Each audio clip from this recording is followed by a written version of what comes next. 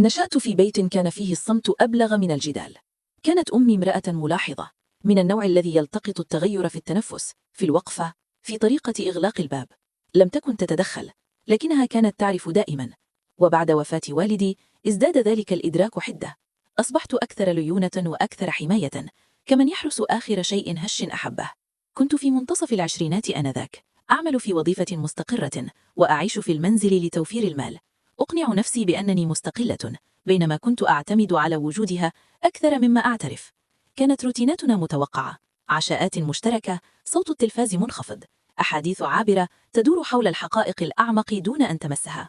كنت أقول لنفسي إن القابلية للتوقع تعني الأمان، لكن في داخلي كان شيء قلق قد بدأ يتحرك. بدأ الأمر ببراءة، كما تبدأ أخطر الأشياء. ليال طويلة أتصفح هاتفي بعد أن تنام أمي، مجموعات دردشة، شبكات مهنية، منتديات مجهولة يتحدث فيها الناس بحرية أكثر مما يفعلون في الحياة الواقعية. لم أكن أبحث عن شيء محدد، كنت فقط أحب أن أكون غير مرئية، غير معروفة، محررة من التوقعات. على الإنترنت لم أكن ابنة ولا شخصا مسؤولا، كنت مجرد صوت. في إحدى الأمسيات لاحظت أمي شرودي. بالكاد سمعت أسئلتها وسط الطنين الخافت لهاتفي. راقبتني للحظة طويلة قبل أن تقول بهدوء: إن ليس كل ما يخفى يبقى بلا ضرر. ضحكت واستخففت بالأمر، قائلة إنها تقلق أكثر من اللازم. عندها حذرتني. لم تذكر أسماء ولا مواقف، قالت فقط إن الفضول قد يفتح أبوابا لا تغلق حقا مرة أخرى. طمأنتها بأنني أعرف ما أفعل. كنت أصدق ذلك لأن شيئا لم يحدث بعد، فظننت أن شيئا لن يحدث. ما لم أفهمه هو أن الخطر لا يكمن في لحظة واحدة، بل في التراكم البطيء للثقة والاهتمام والانكشاف العاطفي. كنت أظن أن السيطرة تعني اختيار وقت التوقف، لم أدرك أن التوقف أحيانا يتوقف عن كونه خيارا. جاءت الرسالة الأولى من شخص بدا عاديا، نبرة مهنية، أسئلة مهذبة، اهتمامات مشتركة. لم يكن متطفلا، وهذا ما جعله يبدو آمنا. بقيت المحادثات خفيفة في البداية، إحباطات العمل، الروتين اليومي، ملاحظات بسيطة عن الحياة. كان يصغي بعناية، يتذكر التفاصيل الصغيرة، ويرد في أوقات بدت مصادفة لكنها مريحة. لم أخبر أمي أبدا عنه، لم يكن هناك سبب. قلت لنفسي لم يكن الأمر سرا، كان خاصا، وكان ذلك الفرق مهما بالنسبة لي حينها. مع الوقت تعمقت المحادثات، كان يطرح أسئلة مدروسة من النوع الذي يجعلك تفكر قبل أن تجيب. شاركني أجزاء من نفسه بدت محسوبة، متحكما بها، لكنها صادقة. أحيانا كان يختفي ليوم أو يومين ثم يعود باعتذار بدا حقيقيا. هذا التقطع جعل اهتمامه يبدو ذا قيمة. بدأت أترقب الاهتزاز الخفيف لهاتفي. كنت أتحقق من الرسائل قبل النوم، حين يكون البيت هادئا وأفكاري صاخبة. قلت لنفسي إنني أستمتع بالمحادثة فقط، لكن ببطء اختل توازني العاطفي. بدأت كلماته تحمل وزنا، صارت آراؤه مهمة. أكثر ما أقلقني هو مدى فهمه لترددي. كلما تراجعت طمأن دون ضغط، كلما شككت أكد لي. بدا الأمر كسيطرة، كاختيار، لكن بعد فوات الأوان أدركت أنه كان تنسيقا مدروسا.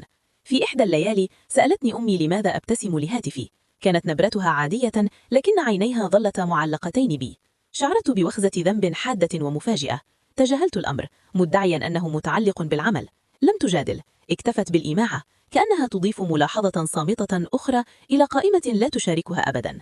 نما التوتر بهدوء، بلا تحولات درامية، فقط تغيرات دقيقة. أصبحت أكثر تحفظا في المنزل، وأكثر حضورا على الإنترنت. صرت أقفل هاتفي أكثر، أميل الشاشة بعيدا دون تفكير. كل فعل إخفاء صغير جعل الذي يليه أسهل. قلت لنفسي إنني أستطيع التوقف في أي وقت. قلت لنفسي إن شيئا حقيقيا لم يحدث، لكن تحذير أمي بدأ يتردد عند أطراف ذهني، خصوصا في لحظات الصمت. دفعته بعيدا، واخترت الراحة بدل الحذر. ومع كل رسالة تلاشت الحدود بين الفضول والالتزام قليلا أكثر. الليلة التي تغير فيها كل شيء لم تبدو درامية في البداية، كانت هادئة شبه عادية. كانت أمي قد ذهبت إلى النوم مبكرا تشتكي من صداع. بقيت مستيقظة أكثر من المعتاد، الهاتف في يدي، والغرفة مضاءة فقط بالتوهج الناعم للشاشة. اقترح نقل محادثتنا إلى منصة أكثر أمانا، للخصوصية فقط. قال: كثرة العيون في كل مكان الأيام. كان ينبغي أن يطلق الطلب إنذارات، لكنه بدا ثقة، كأنني مختارة. ترددت بما يكفي لأشعر بالمسؤولية، لكن ليس بما يكفي لأتوقف. قلت لنفسي إنه مؤقت، قلت لنفسي إنني ما زلت مسيطرة. عندما حملت التطبيق تسارع قلبي، لا خوفا بل ترقبا. كانت تلك اللحظة التي تجاوزت فيها الخط الذي حذرتني به أمي، ليس بسبب ما حدث فورا، بل بسبب ما أصبح ممكنا. بدت المنصة الجديدة أكثر حميمية، أكثر انغلاقا. كانت الرسائل تحمل أسرع، الردود أقرب، كان وهم الخصوصية مسكرا، إصدار أكثر حضورا، أكثر اهتماما. امتدت المحادثات إلى ساعات متأخرة من الليل. بدأت أنظم أمسياتي حولها، أوقت روتيني لضمان لحظات بلا انقطاع. لم أكن أخفي شيئا ملموسا بعد، لكنني كنت أخفي النية، وذلك كما تعلمت لاحقا كان كافيا. عندما سألتني أمي في الصباح المقبل لماذا أبدو متعبة، رددت بحدة دفاعية. لم تكن التعبير على وجهها غضبا، بل ألما. كان ينبغي أن يوقفني ذلك، لكنه بدل من ذلك قسى شيئا داخلي. قلت لنفسي إنها لا تفهم عالمي. كانت تلك نقطة لا رجوع، ليس التطبيق ولا الرسائل، بل اللحظة التي اخترت فيها السرية بدل الثقة، والراحة بدل التحذير. من هناك اندلع كل شيء بزخم لم أعد أستطيع التحكم به. كان التحول تدريجيا، لكنه لا ينكر. بدأ يلمح إلى أشياء لم أشاركها صراحة، عادات، جداول، حالات مزاجية. في البداية ظننت أنني ذكرتها عرضا، ثم تراكمت المصادفات بشكل متقن أكثر من الانتهاء. تعليقات عن تنقلي، ملاحظات عن أيام كنت فيها منخفضة، إشارات توحي بأنه يعرف متى أكون وحيدة. عندما واجهته ضحك واستخف بالأمر، مؤطره كحدس. أنت متوقعة، قال بلطف، بمعنى جيد. أردت أن أصدق، كان الاعتلاف بغيره يعني مواجهة إهمالي أنا. حدثت المواجهة مع أمي في اليوم التالي، ليس لأنها اكتشفت الحقيقة، بل لأنني لم أعد قادرة على حملها وحدي. اعترفت ليس بكل التفاصيل، بل بما يكفي لتفهم الخطر الذي كنت فيه. استمعت دون مقاطعة، كان وجهها شاحبا ويداها مشبكتين بقوة في حجرها. عندما انتهت لم تقل ألم تقل لك، لم ترفع صوتها، قالت فقط إن الخوف لا يبدو دائما كسيطرة، أحيانا يبدو كفبرة. معا اتخذنا خطوات لقطع الطريق عليه، حذف حسابات، تغيير إعدادات، فحص أجهزة. كان كل فعل يشعرني بالقوة والرعب أجمل، كأننا نغلق أبوابا في ممر مظلم ونحن نأمل أن لا يكون شيء قد تبعنا. وصلت الرسالة الأخيرة منه بعد أن ظننت أن كل شيء انتهى. لم تكن تهديدا، وكان ذلك أسوأ ما فيها. كانت هادئة، شبه ودية، تذكرني بأن الاختيارات لها عواقب، وأن الانتباه متى منح لا يمكن سحبه دائما بنظافة. حضرته، ثم جلست على سريري أرتجف، مدركة مدى قربي من شيء لم أفهمه حقا إلا حين أوشك أن يفوت الأوان. عادت الحياة إلى طبيعتها ببطء وبلا انتظام.